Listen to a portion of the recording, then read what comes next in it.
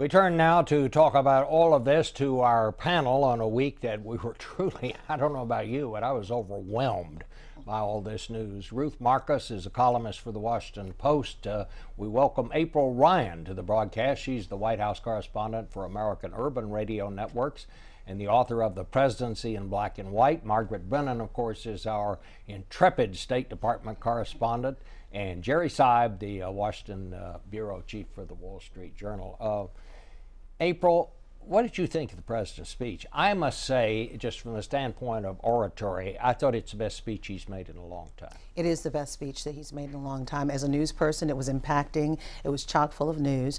He brought in he didn't just talk about the struggle in the black community and what happened 50 years ago in Selma, but he also touched on every community in this nation. He brought us together as we the people. We shall overcome, and yes, we can.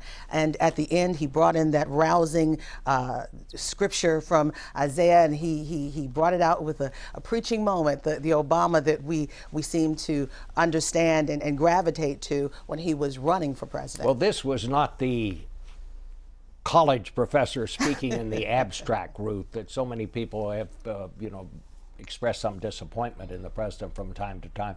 This sounded like a very different kind of speech. It was very heartfelt, as April said. And also, I thought one of the things that was fascinating was they used this speech not only to discuss the state of African-American America and all America, but also to implicitly answer his critics on the question of American exceptionalism and does he love the sort of underlying question of does he love the country, and to really talk about the exceptionalism of America as being an understanding America as a work in progress and a constant struggle towards improvement.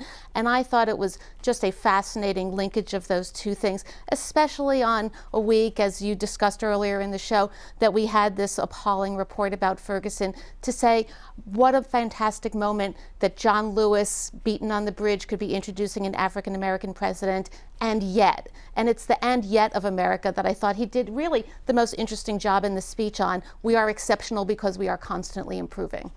Well, Jerry, which brings us to Ferguson. And in the same week that the president makes this speech, you have this big celebration down in Selma. This appalling report comes out. The Justice Department reports on what's going on down there in Ferguson. Do you think that anything that happened this week in Selma will push the administration and the Justice Department to try to do something about that? Well, I mean, there was a line in the speech that sort of rang in that regard to me. He said, America is strong enough to be self-critical, and that's really what this Justice Department report was about. It was about being strong enough to be critical of the way justice is dispensed in the country right now.